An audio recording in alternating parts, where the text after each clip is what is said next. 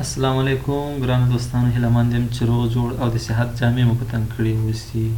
دا د یو ځل بیا ستاسو په خدمت کې حاضر یم. راځئ چې نن په دې باندې خبرې وکړو چې څنګه کولی شو د یو کمپیوټر اړوند معلومات د اخیستلو په وخت کې لاسته راوړو. دغه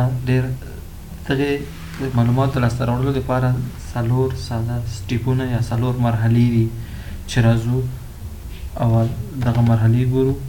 دا 4 مرحلې دي چې اول سټیپ ده هغه وینډوز تکمه باندې بایلټ کلیک پریس کوو او د هغې څخه وروسته د رن از کمانډ پرامپټ اډمین انتخابوو. د هغې څخه وروسته په دویم سټیپ کې هغې ته هغه ځای مشخص کوو چې کوم ځای کې ثبتوو او د هغې څخه وروسته دریم سټیپ چې ده هغې ته هغه کوډ مشخص چې ده د دغه معلوماتو د جوړولو په خاطر هغه ورته لیکو. 4م سټیپ ورځو ګورو چې هغه معلومات چې موږ جوړ کړي د دغه کمپیوټر په اړه کوم دي.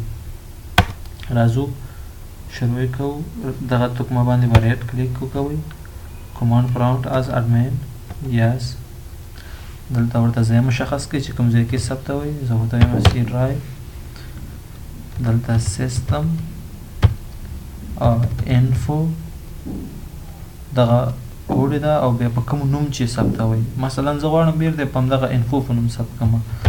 انفو ډاټ کوم ایکسټنشن د ورډ که د غواړئ د اور ایکسټنشن ورکړئ ډي او سی به ورکړئ.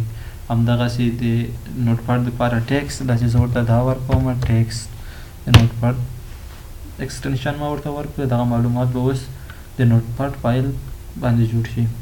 راځو اوس یې ګورو.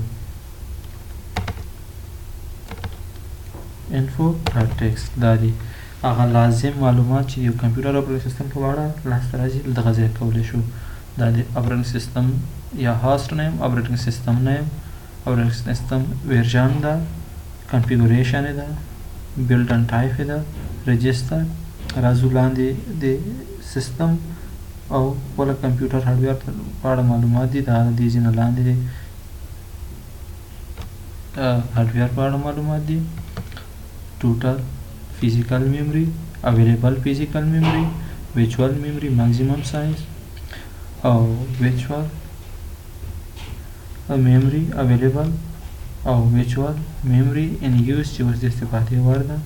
همدغسې نور معلومات له دې ځایه تاسې لاسته راوړلی شئ.